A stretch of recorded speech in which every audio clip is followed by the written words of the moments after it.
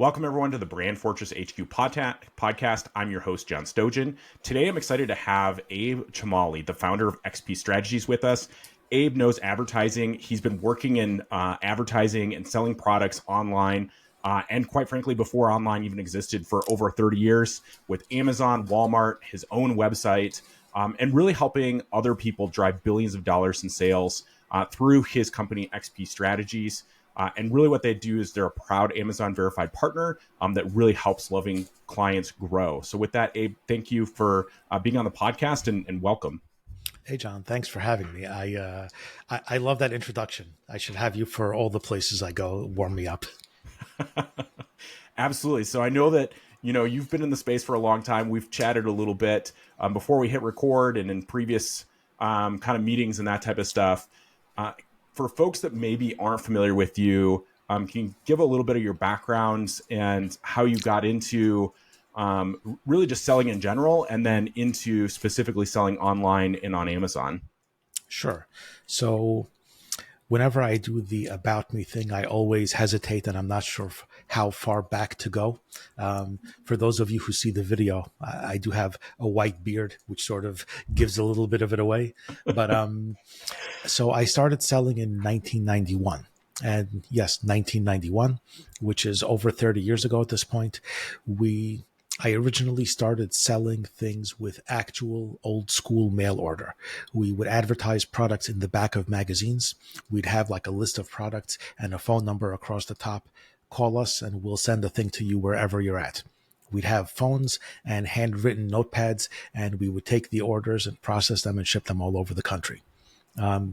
We did that for a bunch of years until, of course, the internet came out.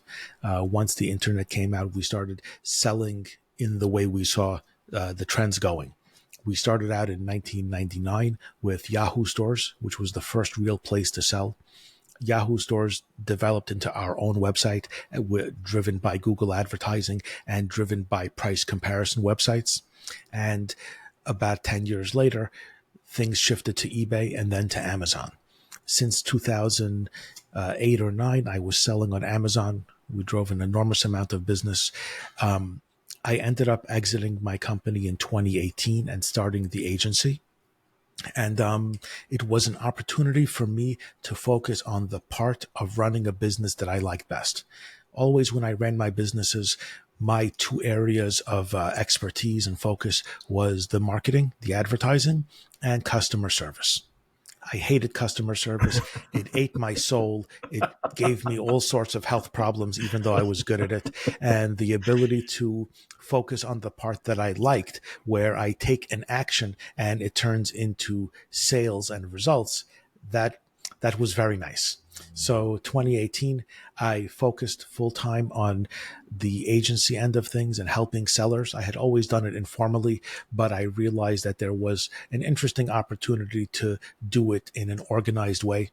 I turned it into an agency where I work with brands to help them grow. And we've been doing it for about 6 years now, if my math is right. Very nice. Yep. Yes. So we work with a good amount of sellers. We work with all sizes of sellers. And one of the things I love the most is really strategizing different situations that come up, strategizing for shifts in the marketplace, for shifts in tools, for shifts in the way things work, and making adjustments that keep the wheels turning. So yeah, it's definitely a thing I love doing up until now.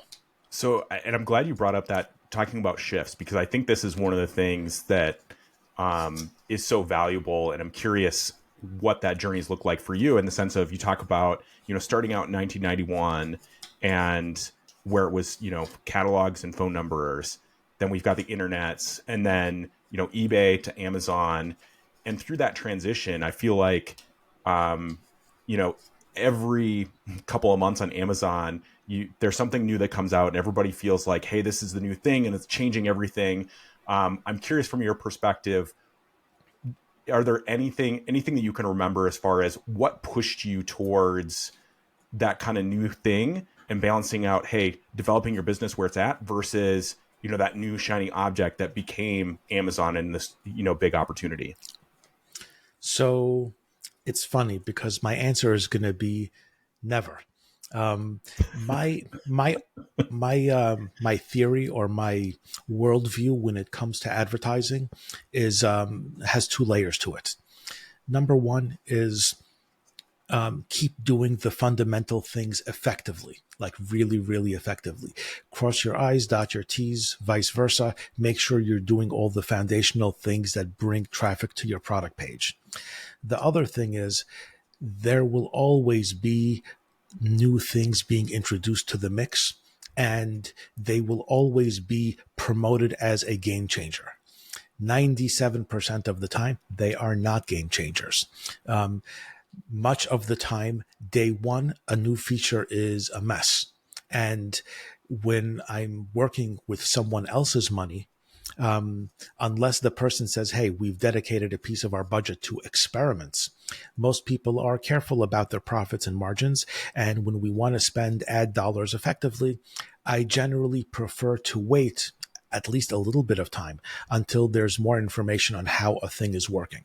So when a new ad type comes out, I'll be aware of it. I will experiment with those few people that are happy to experiment, but I won't immediately dive in and be on the bandwagon that this is the thing that changes the world.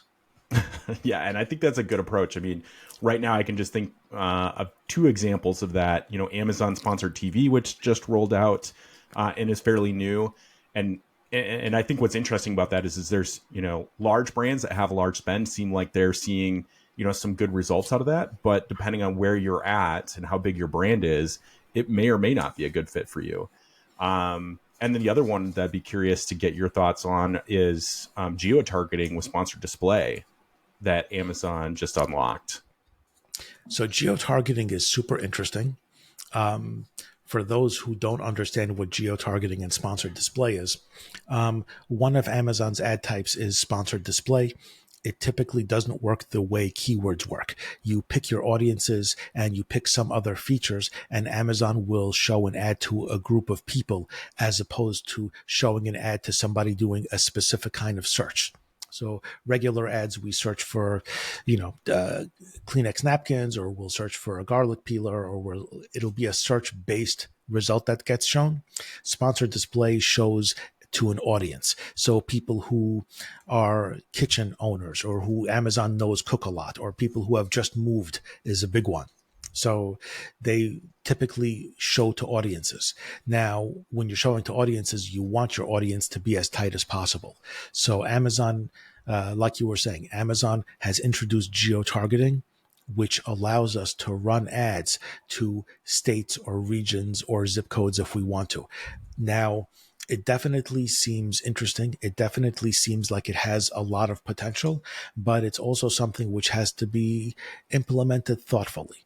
So we're still figuring out the best use cases. Some are super obvious. So, for example, if people are selling flip-flops in the winter, there is still a number of people buying flip-flops every single month of the year, but we will try to be intelligent and look for the states of the United States which are in warmer places. Florida is more likely to sell flip-flops or bathing suits than Minnesota. So Yeah. we'll try to be thoughtful about that. Some clients have already a lot of data about states that sell better.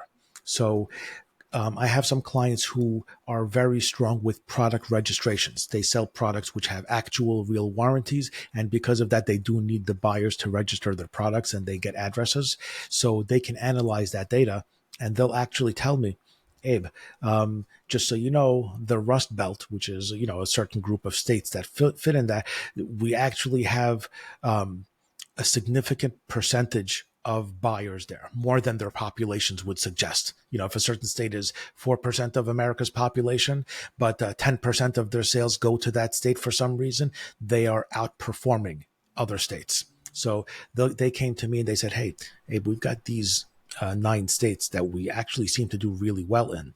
Let's target those additionally with this type of ad, and we'll implement ads to try and lean on that. So it's interesting, but it's also the thoughtfulness and the thinking and the ideas definitely require some creativity to put into play. Yeah, and that makes a lot of sense. For listeners who are interested in that, we did talk with Eddie Wheeler about geo-targeting actually even before this piece from Sponsored Display came out. And there is a lot of interesting things there, but like you said, I think it has to be the right use case. So, in that particular case, we were also talking about, kind of what you were mentioning, which is, hey, if you have a state that's maybe outperforming or should be performing better, looking at how you're ranking in that specific area. Because, I think for a lot of people, they think that, if you use a tool like Helium 10, which is a great tool, you see a rank and you're like, okay, well, it says I'm ranked number 7th. Well, that doesn't necessarily mean that you are ranked number 7 in California and New York. Those ranks could be completely different based on availability of your inventory, how well it converts, and a number of other factors that Amazon sometimes shows us what those are, and sometimes they don't. So that's the other piece that I think makes this geo-targeting really interesting, is it kind of adds another layer to potential strategies for Amazon.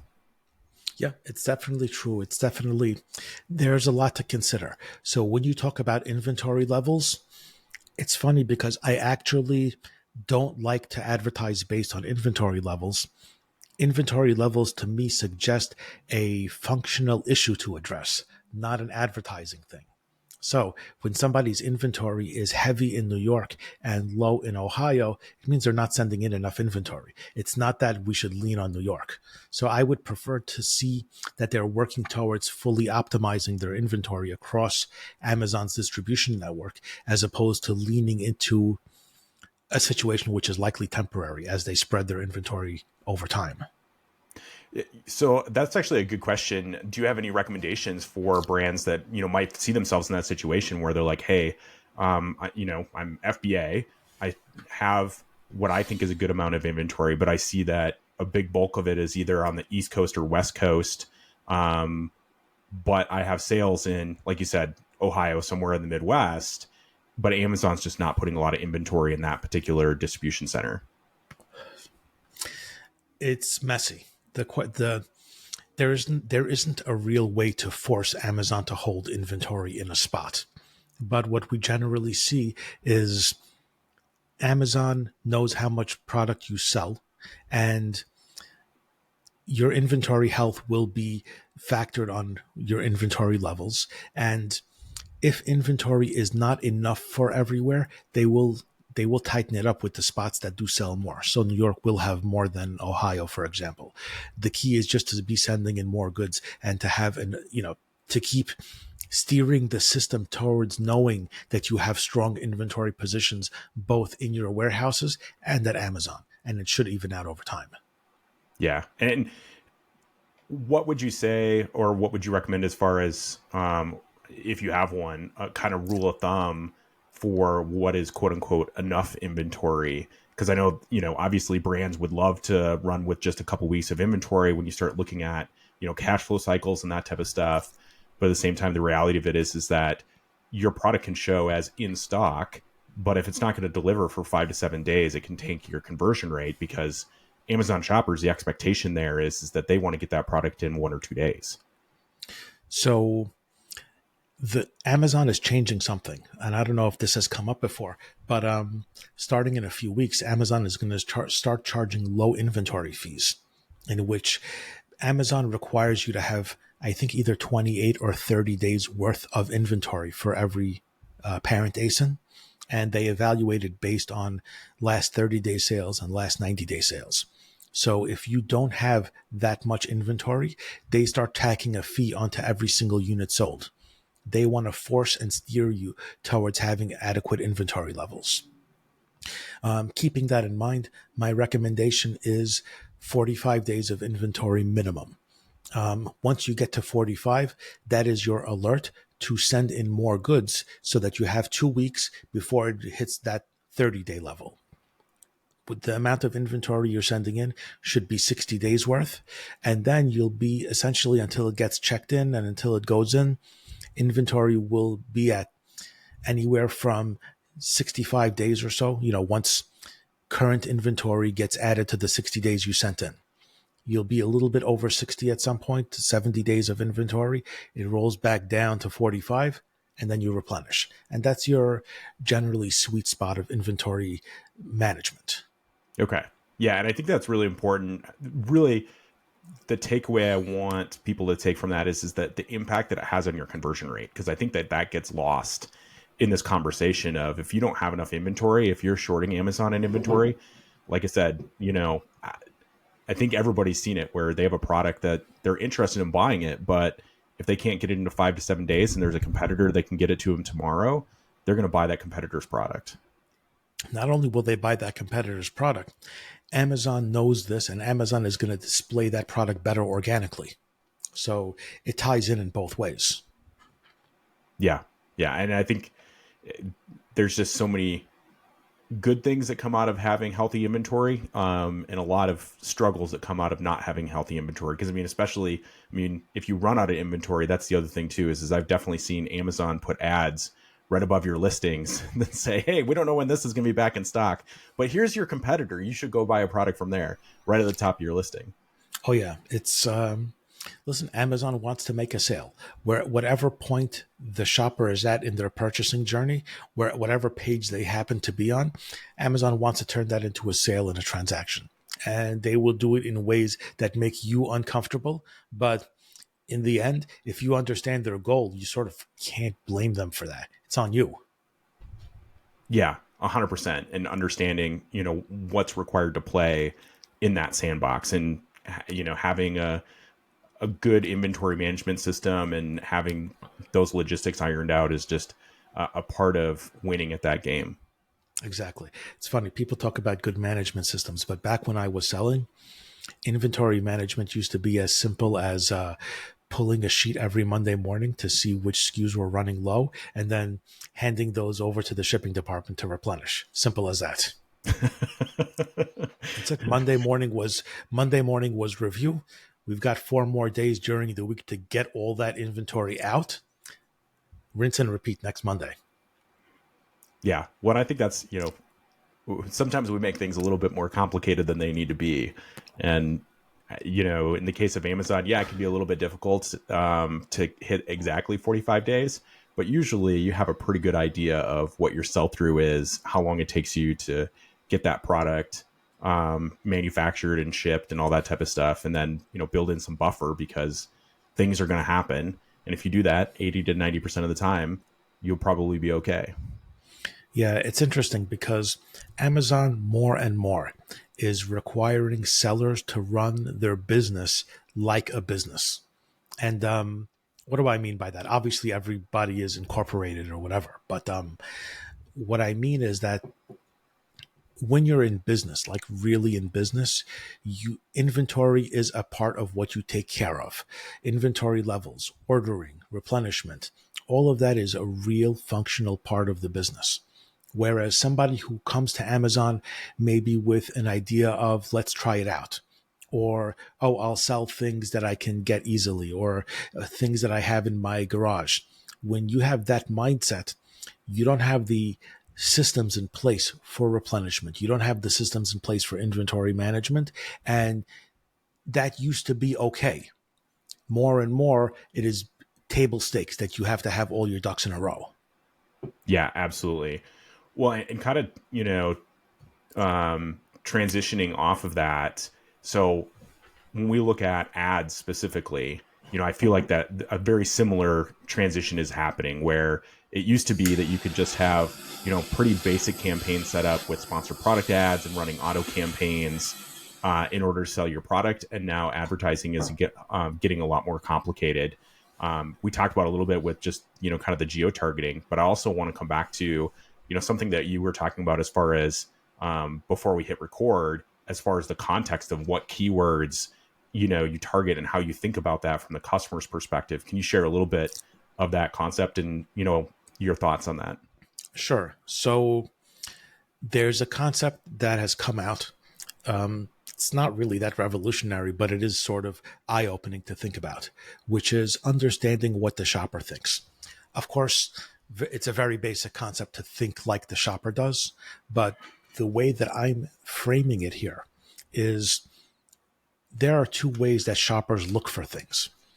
In one situation, they are looking for a specific product, a specific brand of product, a specific size and color.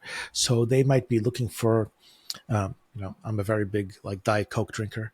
They might come to Amazon and say, I want a Diet Coke 12-ounce can, 24-pack. They type it in. That is the thing they want. And in a situation like that, the shopper is looking for the thing, and the responsibility of the people selling Diet Coke is to make sure that that interest turns into a sale. The responsibility is to prevent any different product from stealing the sale away from you.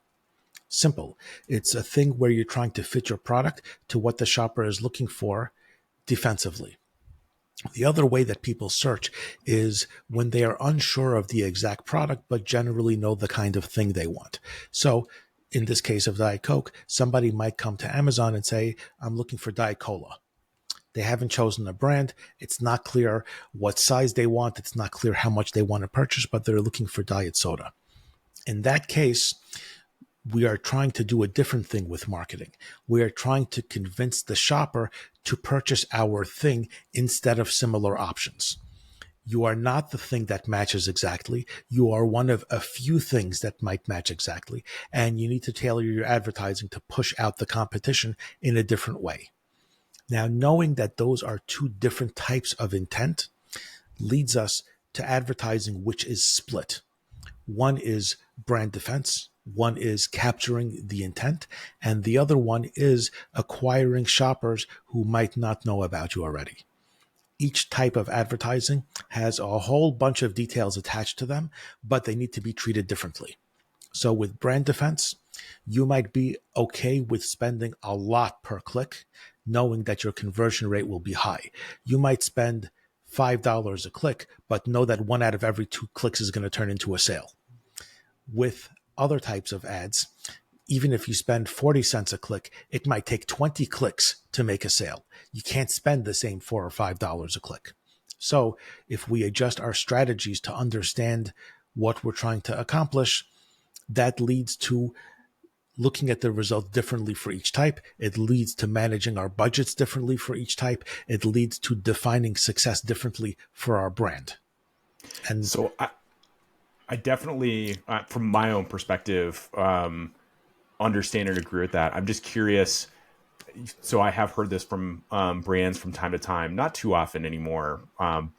Is, why should I spend a bunch of money on, my branded terms? If somebody's coming again, if they're coming to look for Diet Coke, then, they're going to find my product. Should be high on the organic search results. And isn't that good enough? The short answer is simply no. It's not good enough because Amazon will display many advertisements to the shopper before they get to any organic result. And any shopper who is 95% committed to you, 85% committed to you, 70% committed to you is open for being stolen away. The shopper that's 100% committed will scroll and search for the thing that is you. Anybody who's not fully committed is open to being taken away. The way to show it, and I have this conversation more than a few times every month, in which a brand coming to me will say, I'm not sure why our brand is not doing as well as we used to in the past. I'm not sure why we're not getting traction on Amazon. And the first thing I'll do is I'll search for the brand. I'll open up a shared tab on our screen in Zoom, and I'll say, let's look for your brand. And as soon as I do the search for the brand, this just happened yesterday. As soon as you do the search for the brand, the entire page does not have their product on the page. The banner across the top is a competitor. The first 4 items out of 5 are competitor products. They're not spending $1 on branded. So when I show it to them and I say, this is what a person sees first on their screen to make a purchase. When we know statistics show that 2/3 of sales happen with the things shown on the first row of products. So if we know that 2/3 of the sales happen, how can you expect anything else besides sales going to some of these other people? All of them, and we looked at the competitors, all of them were knockoffs of the main brand. All of them were good enough, and all of them were selling the product for less because they're competitors of a main brand. So when the first thing you see is 4 or 5 or 7 acceptable alternatives, and you have to hunt for the actual product, you're going to lose sales. Of course, you have your brand loyalists, and that should still be much of your sales. But all of the traffic of people with the intent to buy your product, you're not getting all of that traffic turning into shoppers of yours. Yeah, and I think that's an important point to bring home is that when people think about brand defense, they're like, well, those are all sales I would have gotten anyway. But the reality of it is there's a range where, you know, people might be 50% loyal, they might be 65% loyal, they might be 90% loyal, but especially if you have a competitor where they have a very similar product that, and you know, being quite frank, the overseas competitors that have really ramped up in the last couple of years, I can almost guarantee that every product out there and every brand has an overseas equivalent that's willing to sell that product for less. Now, whether that product is good or, you know, has other compromises is a whole nother discussion. But for, you know, a portion of your customers that may have been loyal to your brand, they're willing to buy that product for 20% less and have that gamble, especially on Amazon, where they know if they don't like it, they just return it within 30 days. Yeah. I mean, the idea is simple, and it becomes very clear visually. And I point out one other thing. You know, I use this Diet Coke example all the time because it's you know, I drink Diet Coke all day and there's inevitably a can right in front of me to lift up in front of the camera. But I say, listen, if you search for Diet Coke, if you search for Oreos, if you search for any major CPG product from the supermarket, you will see that these brands are paying for ads to fill the top of the page. And I can tell you now, 0% of shoppers are going to buy a different brand if they're typing Diet Coke. They're not buying RC Cola. They're not buying Pepsi. It's like poison to their taste buds. But Coca-Cola is still paying for the ads on top of the page. Why? Coca-Cola knows brand reinforcement is vital to long-term business.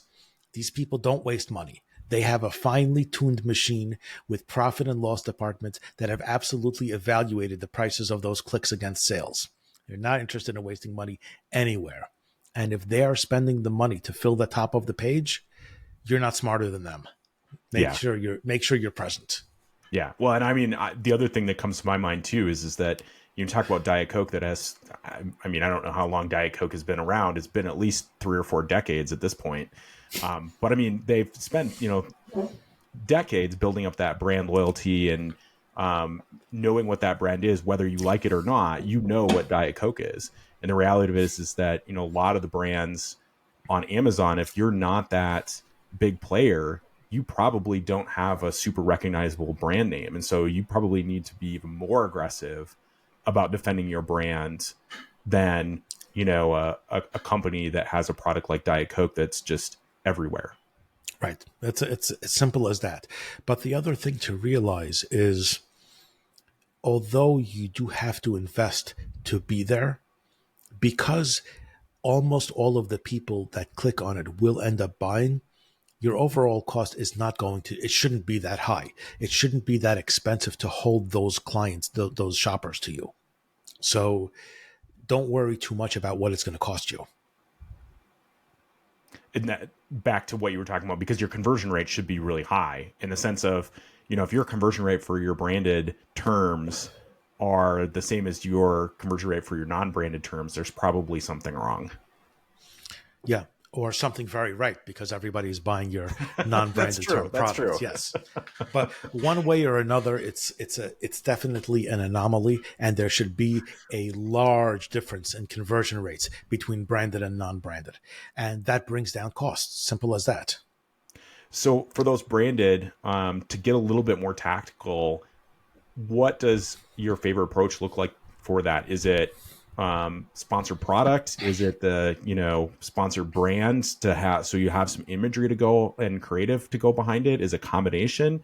How do you think about being effective with branded terms? So my goal is simple. Remove the possibility of somebody buying a different product. Simple as that. And the way we do that is with clean messaging across the top of the page. We like a sponsored brand ad across the top, which is going to have a nice image reinforcing people being happy with their choice of your brand. Then we want to fill that up with sponsored product ads, giving them possibly a few related choices. We want that really to be the clean thing they see across the top of the page.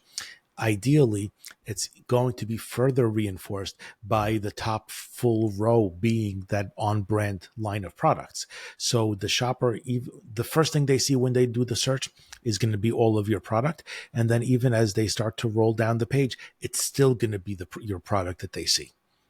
It should be really as simple and straightforward as that. It doesn't, I was saying earlier that we try to do the foundational things and we try not to be too complicated. Keep that message clean, keep it in front of the shopper. Yeah. And I think, a couple of things that come to my mind there. The first is that for those sponsored product ads, it's amazing how many people that I talk to who are not Amazon sellers and not, in Amazon marketing every day, that quite frankly have no idea that those are ads. There's a tiny little sponsored box down there, and the vast majority of them never see it. So as far as they're concerned, with those sponsored product ad placements, they think that that's just the organic placement of that product. They don't know that Amazon ads exist, and they are surprised that there is such a thing. I can tell you, as we go throughout my life, I meet people that say, "Hey, what do you do?" And I say, "I manage Amazon advertising." I have to explain the concept. I have to explain that things are sold by people besides Amazon, and brands will pay to be in a good visual spot, and I help manage that. And all of a sudden, they're looking at their Amazon app like differently. They never realize they have a Prime account. They've spent enormous amounts. They buy everything on Amazon. They don't realize that lots of the things they purchase are sponsored product ads. Yeah, I was going to say, it still blows me away when I talk to somebody and we start talking about, selling on Amazon and Amazon ads, that your average person has no idea that those are ads. And I think, for people that are looking at that every day, sell on Amazon or market on Amazon, we forget what it looks like. Back to what you were talking about earlier. What does it look like from the customer's perspective? Yeah, 100%.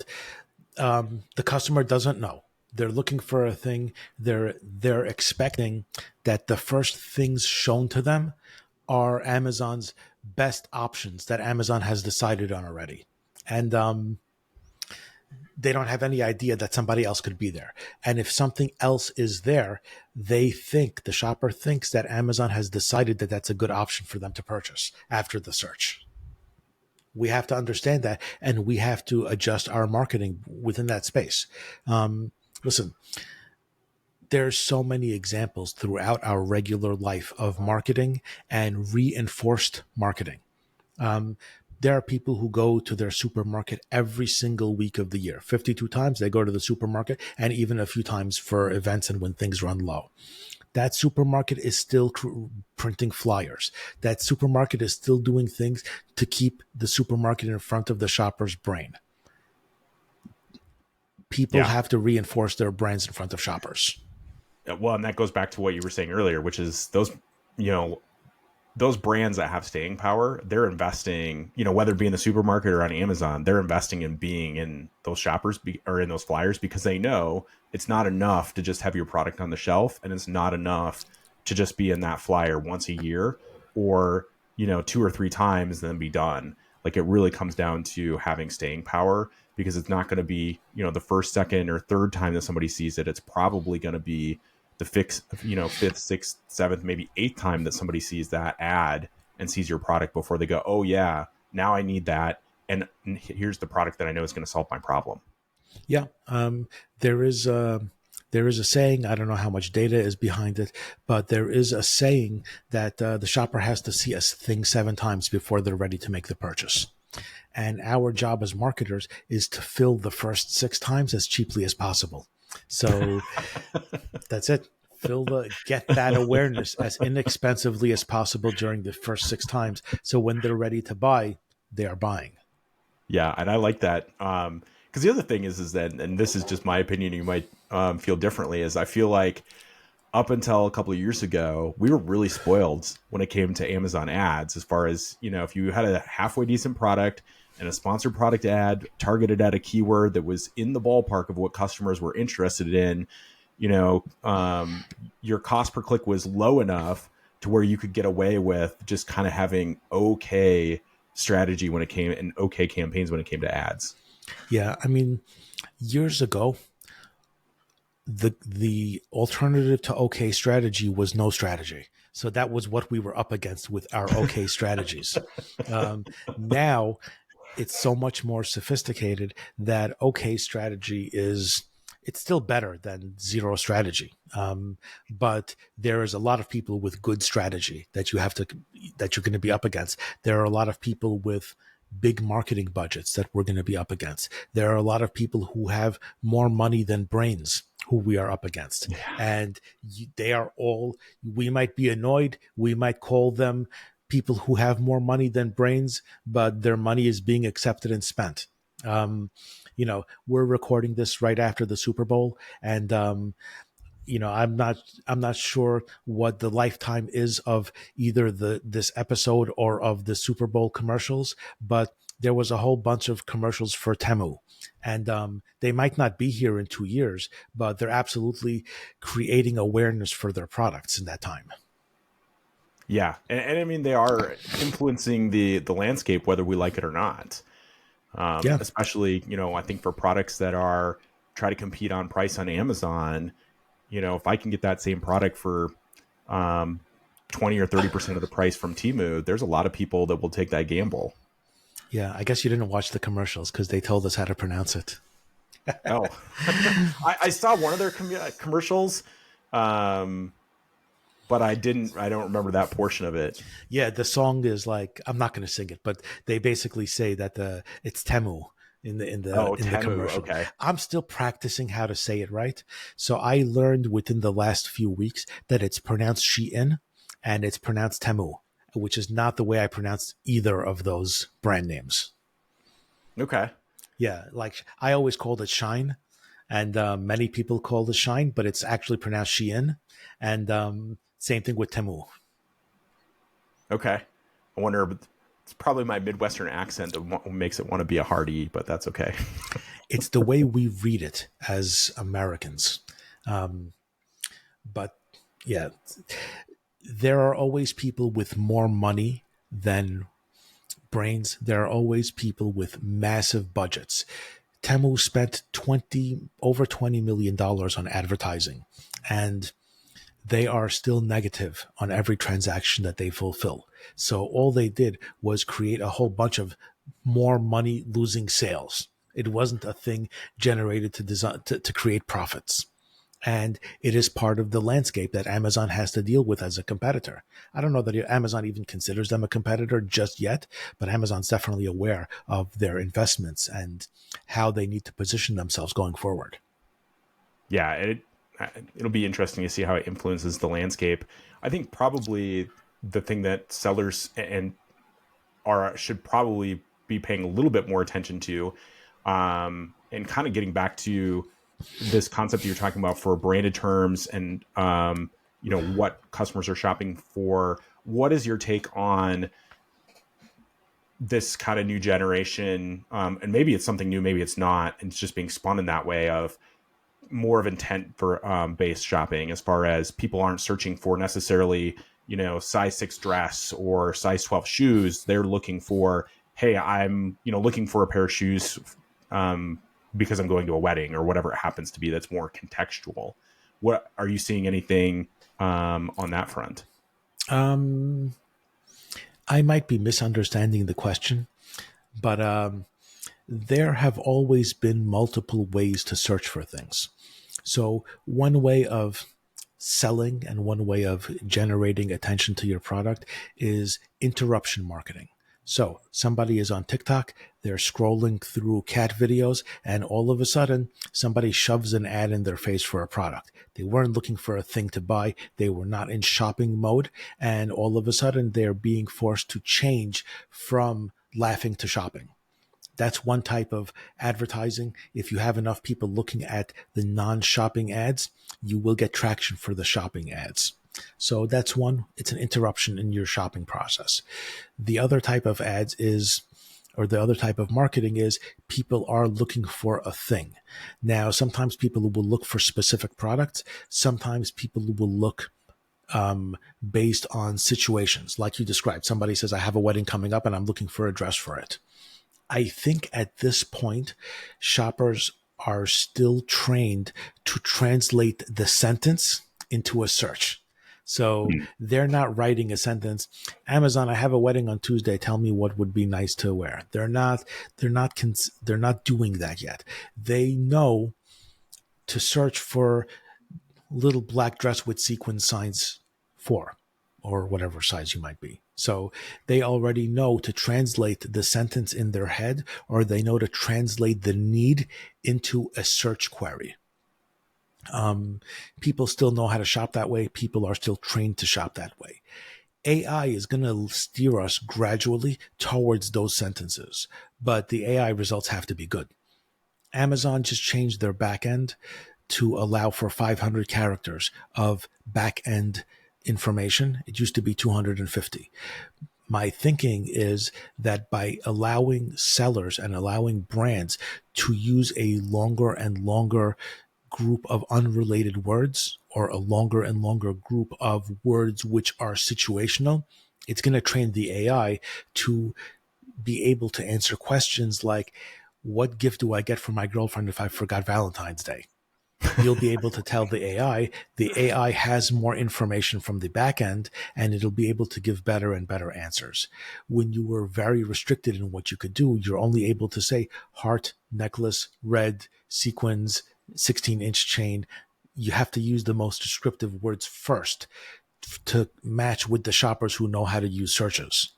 When you're able to do girlfriend and late and problem and makeup and apologize, once you're able to add those words all into the back end, the AI learns better what you are situationally, and it'll be able to answer those questions. But I don't think the questions are being asked enough yet. Okay. It'll come with time. Amazon and Google and every place where you can shop are going to spend a lot of time telling people, ask us a question. Don't just type a search. And the more people are told to ask questions, and the more people get good answers to the questions, the more that'll happen that way. Yeah, and I think that it just goes back to what you were, kind of what you were talking about before, which is these things are starting now, but it's probably going to take a while before we really start to see those have an impact, especially when we talk about Amazon's, AI. I kind of laugh. So I was at Accelerate last fall, and they were really pushing, Amazon, when you put up a new listing, it's going to write your title for you, and it's going to write all your bullets and all this type of stuff. And it will do that for you, but the quality definitely leaves a lot to be desired. So I see a lot of improvement that Amazon needs to make before they're ready for even something close to ChatGPT, at least on the commercial side, for what they're showing people searching for products on Amazon. Right. Yeah, exactly. So there's a goal and there's an objective. We're not there yet. It's actually possible that this might end up being a generational thing. So if all of America knows how to search and is trained to search based on search queries, it might take the next generation who never knew a different way to start asking questions. It might take telling 14-year-olds and 15-year-olds as they start to have their own money, you guys can ask questions. We already know everybody else is just going to use search queries. Yeah, and I think that's a good point too, that you're talking about retraining a large portion of the American consumer, which is a huge task and happens slowly over time. We already see that training audiences is very hard. Training people to change their behavior is very, very hard. The simple example in America is live shopping. Live shopping has not taken off here, despite enormous investments and enormous resources poured into it. It has not taken off like it has in China. Why does it take off in China? Because in China, they are much newer at being consumers. So if consumers in China have only had this disposable money in the last 5 or 8 years, live shopping was shown to them right when they learned to shop. It became the thing they do. Here, we've been purchasing for 20 years. All of the people with money have been purchasing for long amounts of time, and they're not used to live shopping. It's not taking off even despite the resources being poured into it. So I do see it as being a generational thing.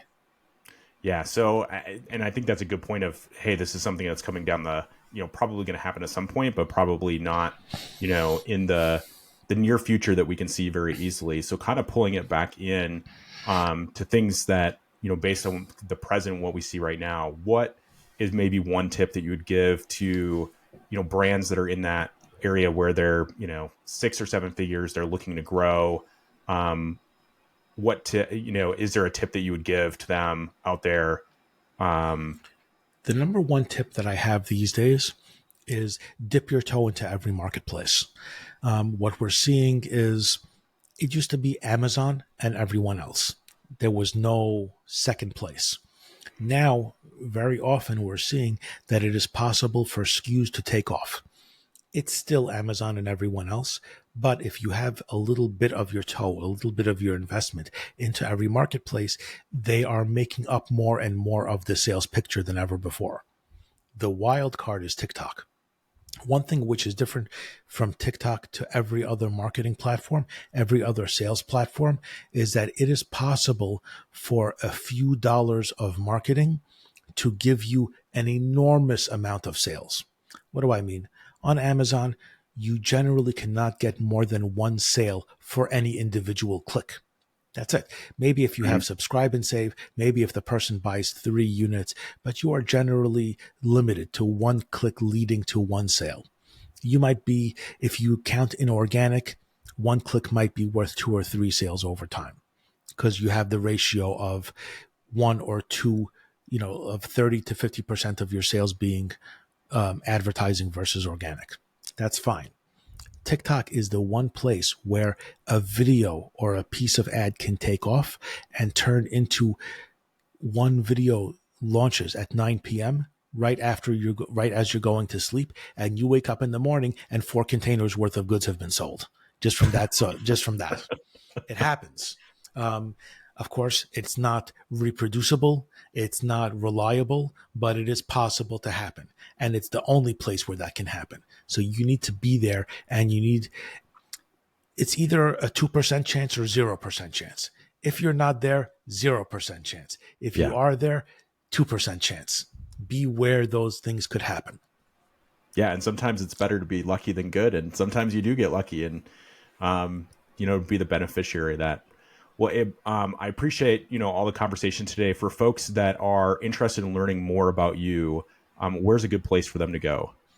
So number one place is generally on social media. I'm on LinkedIn and Facebook and Instagram, all the socials. You can just look for me by my name and I show up. The other thing that you can do is, as I mentioned earlier, I do like to help brands, and I love discussing advertising and marketing, and I'm always interested in helping brands grow. So what I do is what's called a free audit. If you want me to review your account, if you want me to review your brand, if you want to have a general discussion about where your brand could go, you can come to my website, which is XP Strategy. There are buttons for free audits. Fill that out. I'll be happy to see what we can do to help you grow. Fantastic. Well, Abe, thank you so much for being on the podcast and giving a lot of insight for folks that are thinking about how to protect their brand, and then also, kind of how to roll the dice on, TikTok, if that platform's a good fit for them, and maybe be part of that 2%. Yeah, man, it's been a pleasure. I really enjoyed this.